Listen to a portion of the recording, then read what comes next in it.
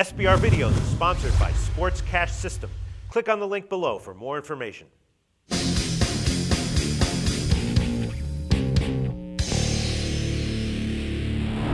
Hi, welcome to SBR Foreign Videos. I'm Peter Loshak. We are previewing Week 16 in the NFL, and right now we're talking with Scott Kellen from picsk.com, who's 15-9 against the spread in our videos this year, and I know he's having a good year at his website as well. Scott, thanks for being with us.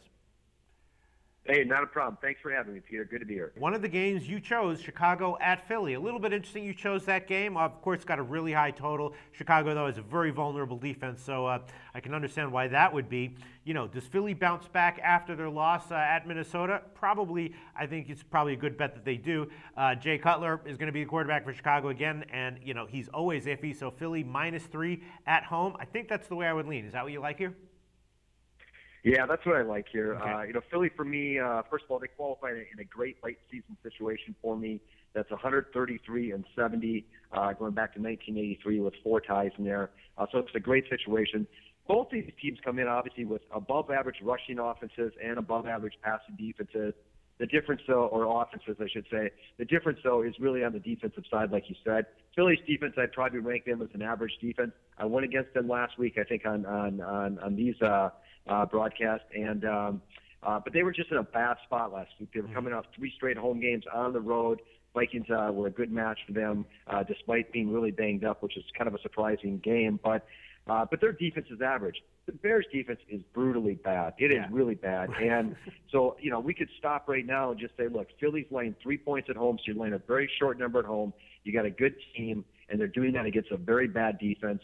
I don't know what the stats are on that, but I bet you could win 55 to 60% of those games just betting that blindly. Right. But you take it another step further. You know, the Bears have allowed at least 20 points in every game this year. On the road against good offenses, they've only played one good offense on the road this year. They gave up 40 points in that game. And then you got a Philly defense, who it might just be average, but prior to last week, they'd allowed 21 or less in 9 straight weeks. Now, they haven't really played a ton of good offenses this year, so it would not surprise me if they do actually give up more than 21 this week. But, you know, they're as good, if not better, offensively, I think, than the Bears, and they're just much, much better defensively.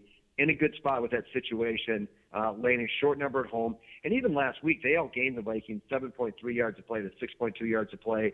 Now, there was a difference in the rushing-passing balance there that kind of skewed those numbers a little bit, but they moved the ball last week. I just think laying the short number against a really bad defense, and quite frankly, I'd probably be more worried in this game if Kellen is playing versus Cutler. Sure. I just don't trust Cutler when you need him the most.